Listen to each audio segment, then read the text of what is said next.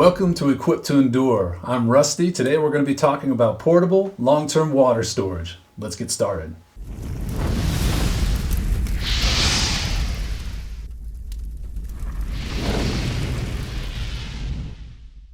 Most agencies like the CDC recommend that you have 1 gallon of water per person in your household for long-term water storage. And generally people recommend they have about 2 weeks worth of water on hand.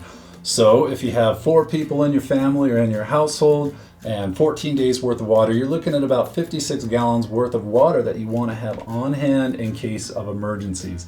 So it's a really good idea to have a good, durable, portable, long-term water storage handy in case you actually do need to go. Why is that so important? Well, picture this. Imagine that you get the orders that you've got to take off, and remember, we always recommend it's better to stay at home where you've got all your resources, you've got your gear handy. But if you do need to take off, you want to have water to go. What happens if you have to hit the road and you don't have access to fresh water? Do you find yourself at a FEMA camp? Do you find yourself paying $10 for a bottle of water somewhere if you can even get access to it? Have water handy that you can travel with and that will work well for you. If you're on a budget, there's nothing wrong with filling up gallon water bottles just like this and storing them away. They're not necessarily the most convenient, they're not necessarily the most durable, but they will work in a pinch. However, if you were to drop this outside full of water, your water's gone. It is not intended to be used like that. Also, if you're storing cases of water like this, that's great for short term. And if you rotate through them, that's totally fine. But if you keep them long term, like I've had these cases for 3 to 5 years, you'll see that the bottles are starting to deteriorate and get weak and crumble. Sometimes the water bottle spring leaks. These are not intended to be long-term water storage. And I assume that when I drink these, I'm getting a fair bit of plastic in there as well. Now, when we got started, I said we're looking for long-term portable water storage. And the reason I say that is 55-gallon drums are great for long-term water storage. But if you think you're going to throw one of these over your shoulder and run down the street or wherever you need to, you got another thing coming. When those things are full, they weigh something like 450 pounds. They're great for permanent. We're going to do another video on permanent long-term water storage. But for portable, that's what we're talking about right now. So as I was considering this hole in our long-term food and water storage plan, that's when I started doing the research to find out what fills that hole. If we need long-term water storage to go, what are the criteria I'm going to use to judge those products by? So in the hunt to find a durable, long-term, and portable water storage product, that's where I came across these 2 contenders. Now, many of you are already familiar with the WaterBrick. These are kind of the name, they're out there. You may already know that these are water and food safe. It's a BPA-free plastic, and you can use these for long-term storage. It's fantastic, and I thought they were really the only player on the market because it seemed like a kind of niche little need. But after researching, I found something called the AquaBrick. Now that may sound like just a bad knockoff, AquaBrick, WaterBrick, I get it, I thought the same thing. But the more I dug into it, the more I got interested.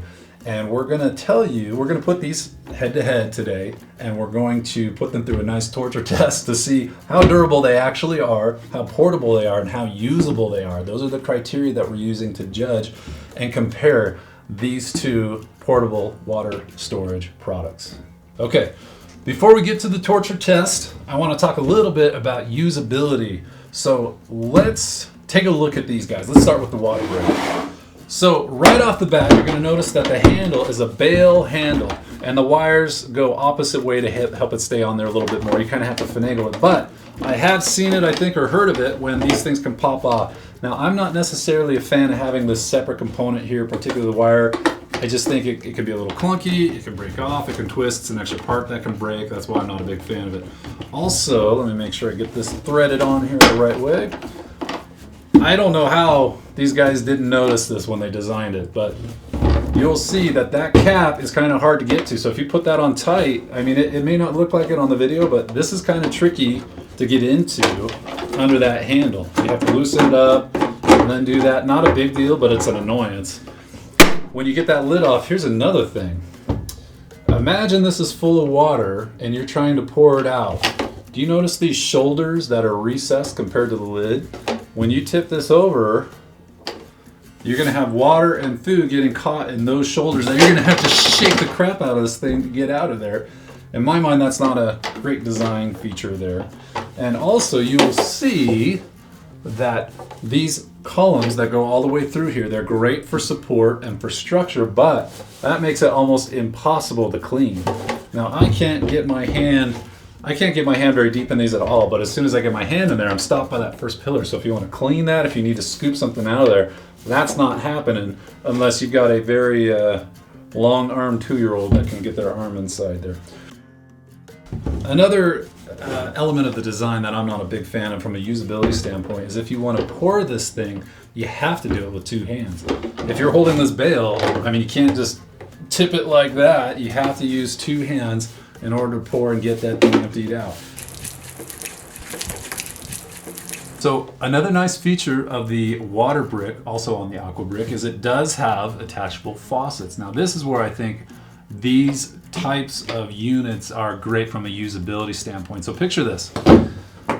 Water's off and all you have is your big 55-gallon barrels or whatever you have full of water storage. How are you going to get that to the places that you need? So, washing dishes, taking baths or showers, washing your hands. You're not going to carry that 55-gallon drum of water up from the basement to do those kind of things. And that's where I really think these shine too. Yes, they're great for portability if you run, but they're also handy in the house. So if you need to have a little makeshift faucet, these are great. So you can screw on the little faucet attachment. Again, this is tricky because of that bale handle being in the way and it being recessed. It makes it kind of tough. It's a little kind of a finicky thing to get it that way. Now, I like the idea of having the faucet there. It's a great feature, but you'll notice as you look at this that faucet, because of the symmetrical nature of the design, that faucet, no matter what angle you're at, is only going to drain half of the container because it is right in the middle of that symmetrical design. So in order to make this keep running after you're halfway out, you got to tip it up or prop it up or rig it somehow. I think that's not a great component of the design. And also keep in mind those shoulders again. If you're trying to pour it out, you're going to have water getting stuck in those shoulders. So that's the WaterBrick. Now, it's not all bad. It is made in America. It is that BPA-free, food-grade, safe plastic, so it is great for long-term water storage. But from a usability standpoint, I'm just not that big of a fan of the design. Even I wanted to be, because I'm a sucker for symmetry, and I like how efficient they use the space. This holds 3.5 gallons, whereas the AquaBrick only holds 3, and the same overall dimensions. So I like that symmetry, I like it, but from a usability standpoint, it falls short. Moving on to the AquaBrick. You'll notice right off the bat that the handles are integrated in the actual brick. That makes it so that you can use it with one hand, you can pour. There's no moving parts, you don't have to worry about that handle rusting or coming off or popping off or anything like that. And it's also got this other one on the top, again, if you want to carry it upright or if you want to pour with 2 hands for a little more control. I like the integrated handles. Now, that is a great feature, but there is a little bit of a drawback from it, cleaning. You'll notice that because this lid is exposed, it's a lot easier to get on and off. Now, looking down into the container, these dimples in the container are not integrated cylinders like on the WaterBrick. So you can completely pass through. Again, I've got kind of my Popeye forearms going on, so I can't get all the way down into the bottom, but my wife can if she wanted to clean it or whatever, or scoop things out. The problem with these handles, even though I do like them integrated into the design, it's a little tricky to clean. I think the best way to do it, almost like a gun snake, is you could take a cloth with a weight on it or something and feed it down and pull it through. That would be a way to clean it if you need to do that. Now, because the opening is offset, it's not a symmetrical design, you'll notice when you tip it on its side to pour, that's going to drain most of the contents of the container. You'll also notice that attaching the spigot is a lot easier to access once you line the threads up. So then when you do use this as a makeshift faucet, that's much closer to the bottom. You can leave this flat without having to tip it up to drain it. And it doesn't have those shoulders where where the water catches. All right, so since we have it out here, we want to try the spigot function and just make sure that it does what it's supposed to, even though we're already pretty dang impressed with this. All right, here we go.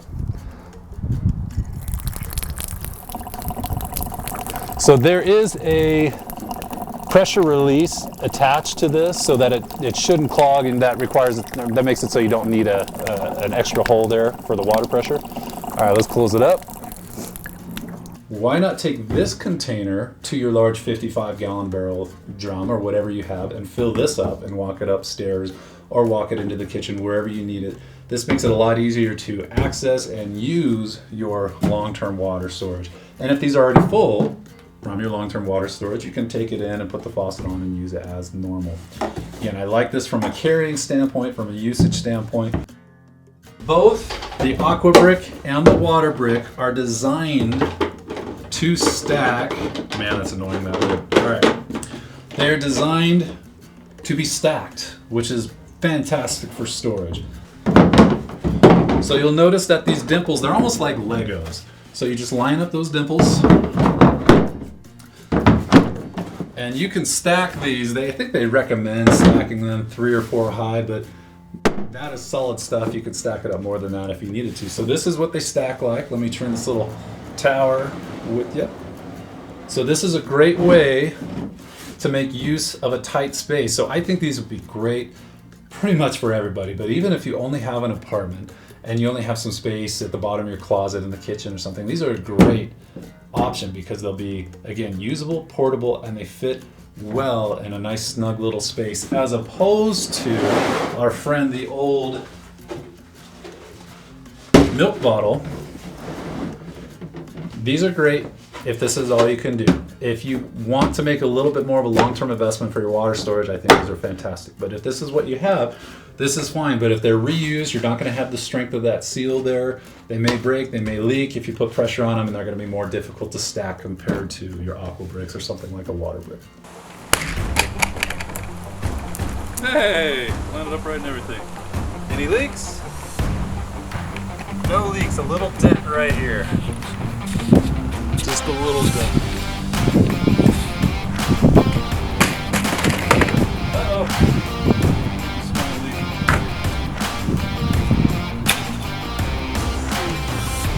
Landed right on the corner. Oh, yeah.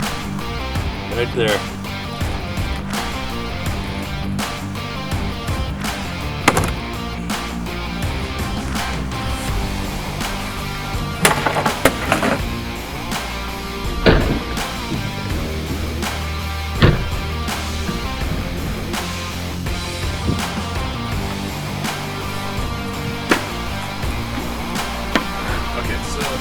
This guy is definitely, that was a leak from the backside.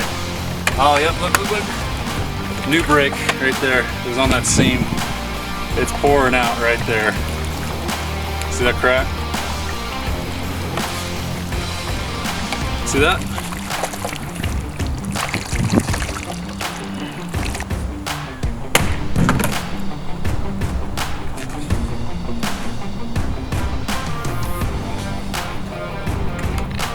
No visible damage. I don't even see any dents.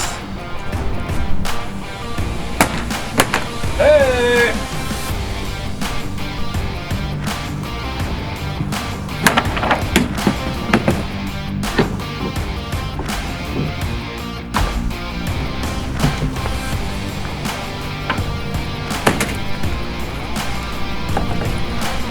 No, we're holding up. I even connected with the dimple right there. And right there. I figured that'd be the weak spot. Wow, look at that.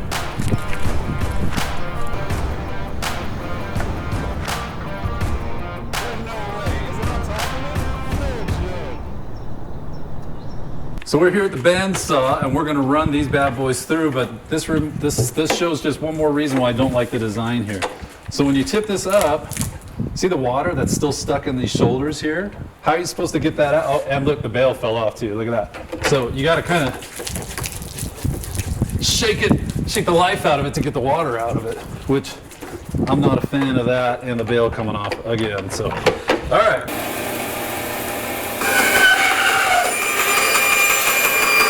All right, right, so we got the digital calipers, and this is interesting, this inside shot, after we sawed through these things, you can see that these do not have, and this is actually surprising, because I thought those pillars, those columns that went through, like on the WaterBrick, I thought that was going to offer a whole lot more support, like when we drove over with the car.